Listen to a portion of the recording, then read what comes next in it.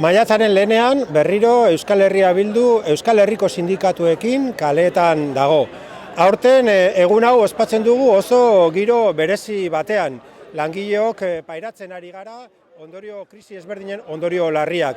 Oinarrizko produktuen prezioen igoera, zerbitzu publikoen okertzea, privatizazioa eta prekarizazioa, etxebizitzaren prezioen gorakada eta bar luze bat.